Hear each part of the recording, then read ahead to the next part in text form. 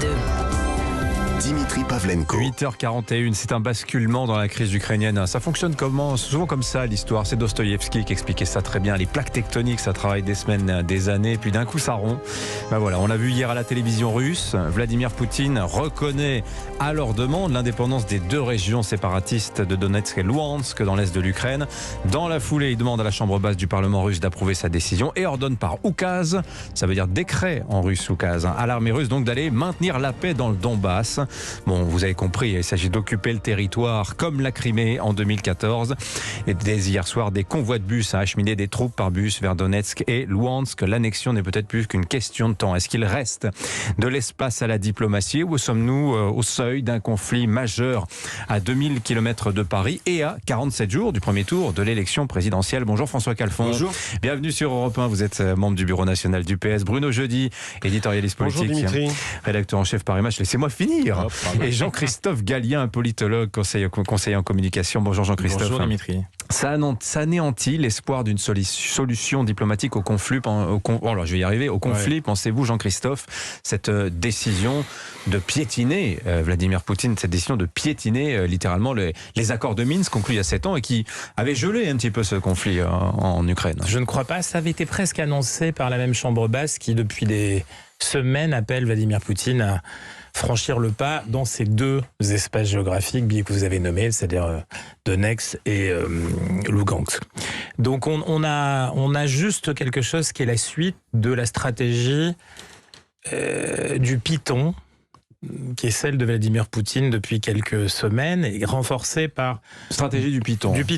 C'est-à-dire, en gros, l'idée, c'est que je ne crois pas un seul instant d'abord, c'est pas son intérêt à une invasion qui serait, rappelons-le, quand même l'acte guerrier le plus important sur le sol européen depuis la Deuxième Guerre mondiale. Ça me paraît trop fort, et ça me paraît d'autant plus fort que un des éléments majeurs de ces dernières semaines, c'est le soutien absolu de la Chine à la stratégie russe. C'est-à-dire que la déclaration d'un pacte sans limite, c'est ce qui permet à la fois à Vladimir Poutine d'avancer de manière assez forte en termes diplomatiques, ou en tout cas dans cette nouvelle diplomatie qui ressemble à ce que certains avaient théorisé comme la gangsta diplomatie il y a quelques années, c'est en gros celle de l'agression permanente où on cherche. Et le Python, qu'est-ce qu'il cherche? Il cherche à avaler, à étouffer ses adversaires, à la faveur notamment d'une difficulté de mobilité. On voit bien que l'Occident en général, l'Ukraine en particulier, sont en difficulté par rapport à cette stratégie. Par contre, ce qu'il y a de certain, c'est que quand je dis que la Chine, c'est le soutien aujourd'hui, la Chine, en particulier, ne veut pas, et dans la même déclaration qui a été faite avec les Russes, a déclaré que la souveraineté territoriale de l'Ukraine, il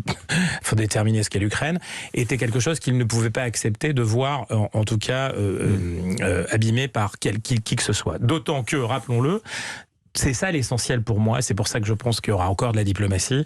L'économie des deux et de tous ces acteurs est totalement entremêlée. L'Ukraine et la Chine est le principal partenaire commercial de l'Ukraine.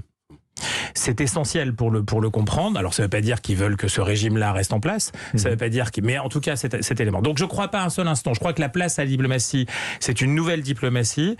On peut même se poser la question d'abord savoir si les États-Unis n'avaient pas poussé ou voulaient pas pousser d'ailleurs Vladimir Poutine, ce qui aurait été un acte qui serait reconnu contre lui, à aller plus vite, plus loin dans son action prédatrice qui est celle du moment. François Calfon, difficile de savoir ce que Vladimir Poutine a dans la tête, puisque visiblement, il est le seul à décider. Vous avez vu la mise en scène hier, incroyable, notamment l'après-midi. Il est à son bureau, 20 mètres devant lui, dans un hall immense, là même où il signait l'annexion de la Crimée en 2014. Ses ministres, son chef du renseignement, interrogés comme des enfants les uns derrière les autres, parlaient clairement, il leur dit comme ça. Il y a une dramaturgie, d'ailleurs, qui est assez russe de tout temps, d'une certaine manière. On ne gouverne pas cette espèce de pays empire, pays-continent, dans la tradition russe, cette espèce de... Mais vous pensez quoi? Qu'il plante un peu plus simplement l'aiguille russe en territoire ukrainien? La réalité, c'est que la nature... Où il y a un plan d'invasion plus vaste visant à aller jusqu'à Kiev. De formation, je suis marxiste. Donc, à un moment donné, la nature a horreur du vide. J'entendais M. Fedorovski ce matin, qui était diplomate puis écrivain. Il disait, dans ma génération, ceux qui ont quitté le communisme, on était tous occidentalistes. Et il dit, en Russie, maintenant, il y a peut-être 10% d'occidentalistes. La réalité, quand on réfléchit, c'est que entre l'OTAN, finalement l'Amérique et la Russie, il n'y a pas grand-chose. C'est-à-dire que ça peut permettre de parler d'Emmanuel Macron et la promesse européenne de diplomatie et de sécurité commune, elle a totalement implosé. Et d'une certaine manière, cette troisième voie n'existe pas. Mais précisément, ce que dit Vladimir Poutine, lui, le fond de son discours, et on sent la permanence de l'histoire, le temps long, il dit l'ordre de sécurité scellé à la fin de la guerre froide en 91, un moment où la Russie est à terre, n'est pas respecté. Il veut rectifier cela. Mais c'est pour ça que je dis ça. C'est-à-dire qu'il n'y a pas de troisième voie. C'est-à-dire que s'il y avait eu finalement une existence d'une Europe indépendante sur le plan militaire et diplomatique de l'OTAN, sans doute que le destin eût été autrement. Simplement, la réalité, c'est qu'il n'y a pas ça. Et vu de la Russie, à un moment donné, et surtout vu des pays ex-satellites qui hésitent à basculer dans le plan pro-russe ou dans le plan le côté pro-occidental. Lesquels pensez-vous? Il y a bien sûr l'Ukraine qui est au cœur de tout ça. L'Ukraine semble avoir fait son choix. Là. D'accord, mais moi je pense à un pays de l'Union européenne que je connais un peu, qui est la Hongrie. Ils n'arrêtent pas d'hésiter. Ils sont dans l'Union européenne, mais ils font confiance finalement à la Russie pour leur gaz. Donc c'est une arme de. Ils font confiance quand ils doivent refaire leur centrale nucléaire à Rosatom. C'est quand même pas totalement neutre l'énergie nucléaire. Donc vous avez cette ligne tectonique avec un tréfonds. Moi, vous voyez, j'ai peu parlé de Poutine, qui est finalement la perte de tentation de l'opinion publique de l'Est européen pour la promesse occidentale. Je pense que c'est ça le substrat de tout ça. Je redonne la parole à Jean-Christophe Gallien, mais Bruno Jeudi, qu'on n'a pas encore entendu. Politiquement, effectivement, c'est intéressant ce que dit François Calfon, mais on comprend que finalement, cette promesse d'Emmanuel Macron d'une souveraineté stratégique européenne, en réalité, est peut-être un mirage. Depuis 30 ans, les pays de l'Est de l'Europe étant bien au chaud, abrités derrière le parapluie américain. Est-ce que c'est ça que remet en question aujourd'hui Vladimir Poutine, peut-être? Oui, clairement, aujourd'hui, sur ce point-là, il n'y a pas d'alternative et que toute cette partie de l'Europe regarde plutôt et trouvera toujours refuge ou abri derrière l'OTAN plutôt que derrière le mirage d'une défense européenne ou voire même d'une diplomatie européenne. On en a vu les limites. Moi, ce qui m'a intéressé dans la séquence, c'est les efforts, évidemment. Emmanuel Macron a joué la carte diplomatique jusqu'au bout et c'est difficile de le lui reprocher, même si, évidemment, dans la même journée, on a vu à la fois le communiqué à 2h du matin, pas triomphant, mais en tous les cas... Ça y est, il va y avoir un sommet. Ça y est, il va y avoir un sommet. Ça, c'était à 2h du matin et à 22h, c'est-à-dire 20 heures plus tard, le communiqué de l'Élysée qui prenait acte des décisions unilatérales prises par Vladimir Poutine. Et puis, il y a l'analyse que faisait Emmanuel Macron déjà dans l'avion entre Moscou et Kiev d'un Vladimir Poutine qui avait changé. Qui, par rapport à ses entretiens précédents, lui-même disant, je parle d'Emmanuel Macron, disant de Vladimir Poutine, c'est un homme un peu plus raide, un peu plus isolé, un peu plus perdu dans son histoire et dans l'histoire de la Russie et disant presque qu'il ne le reconnaissait plus. Ses conseillers hier dans les briefs disaient, ont dénoncé presque un côté paranoïaque de Vladimir Poutine. Tout ça pour dire, je ne sais pas si moi ce qui est intéressant, enfin, Vladimir Poutine, au fond, il est resté enfermé en Russie depuis 2 ans. La crise du Covid a quand même une aussi. Alors, vous allez me dire, je fais peut-être un peu de psychologie de comptoir, mais c'est quelqu'un qui est resté pratiquement 2 ans retiré. Il vivait même plus. Il était dans sa datcha. Xi Jinping également. Oui, mais alors, du coup, ça a quand même. Et l'on observe un repli chinois. Ça a durci. C'est un repli où il s'est durci. Et on voit à la sortie. Alors, on n'est pas encore dans une situation de guerre. Il a fait pire. En Crimée en 2014. On a un parallèle, c'est la Géorgie 2008. Il se passe exactement la même chose, c'est-à-dire que l'armée russe allant voler au secours des gentils indépendantistes d'Abkhazie et d'Ossétie du Sud. L'armée russe est toujours présente en Géorgie.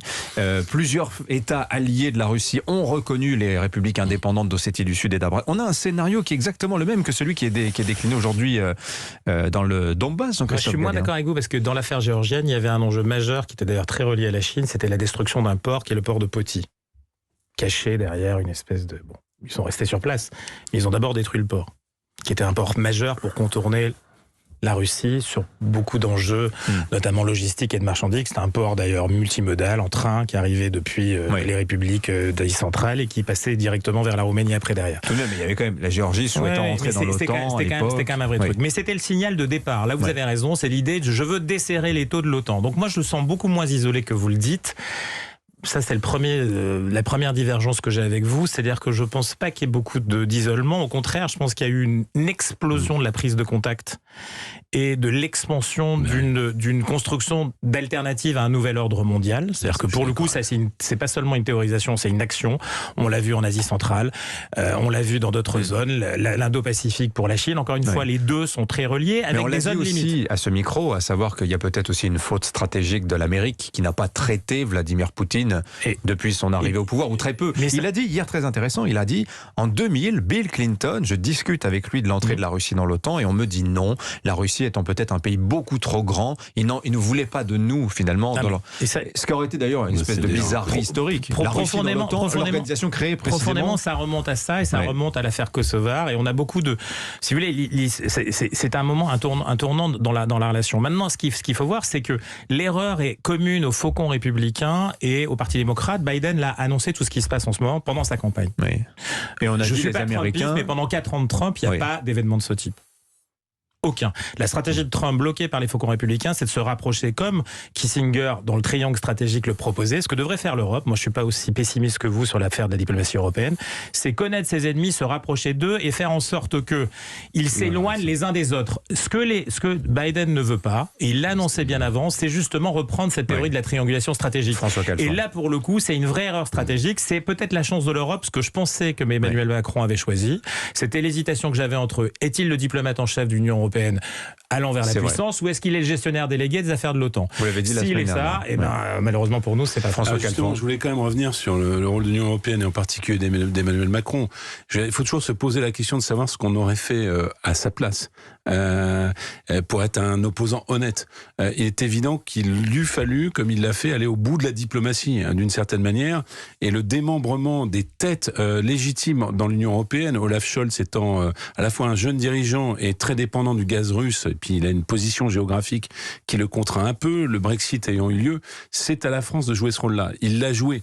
Mais il y a cette forme d'hésitation infinie. Et pour moi, malheureusement, je suis pessimiste, c'est là où je partage pas votre point de vue, qui est finalement le fait que on n'a pas réussi à dégager une doctrine commune européenne. Alors j'ai dit qu'elle était traversée dans sa version orientale par la tentation finalement de l'anti-occidentalisme, c'est le groupe de Visegrad, et puis à l'ouest finalement, à part la France qui assume des positions internationales diplomatiques par sa dissuasion nucléaire, nous sommes les seuls à l'avoir, par son siège au Conseil de sécurité, par ses politiques extérieures, il n'y a pas grand monde, et c'est bien le problème que nous avons. La critique que je ferais quand même, est-ce Emmanuel Macron ou est-ce que c'est communicant ?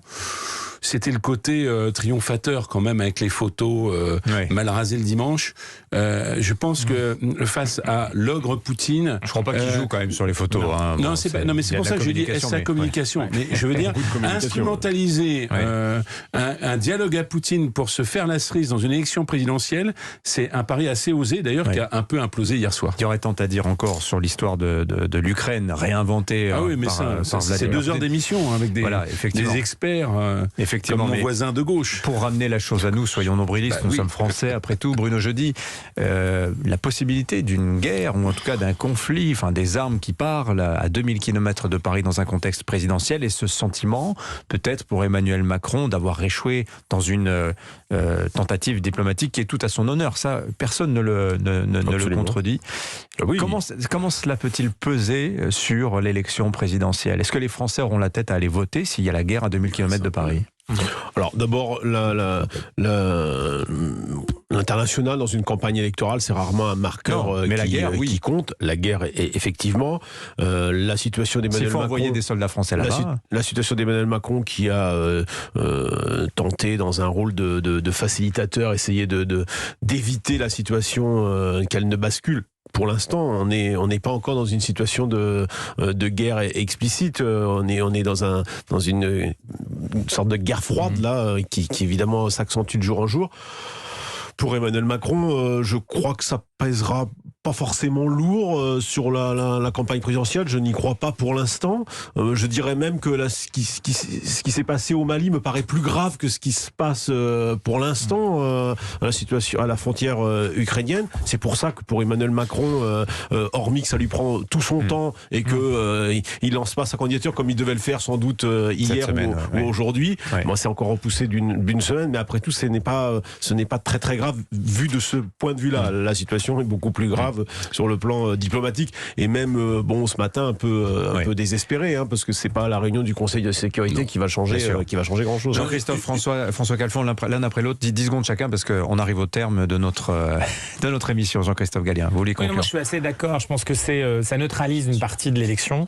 Maintenant, tout ça se relie. Alors pour revenir à l'Afrique, ça se relie quand même. On est en train dans un triangle là aussi géopolitique qui fait que on ne parle pas que de l'Ukraine, on ne parle pas que de la Russie. Encore une fois, c'est Chine, Russie, Europe et le continent africain. C'est relié notamment à ce qui s'est passé à Bruxelles la semaine dernière. François Calfon. Oui, changement de polarité. On n'est plus dans finalement Russie, Europe. C'est plus cette centralité-là. On est dans Russie, Asie. Donc dans l'Eurasie, on est plutôt du côté asiatique avec la montée en puissance d'une sorte de géant anti-occidental sino-russe. Et ça change le regard. Deuxième chose, en 10 secondes, ça impacte pas Emmanuel Macron, mais ça impacte la campagne. C'est-à-dire que la fin du Covid plus la crise ukrainienne, il n'y a plus de campagne électorale, il n'y a pas de place pour celle-ci, et c'est quand même un problème démocratique.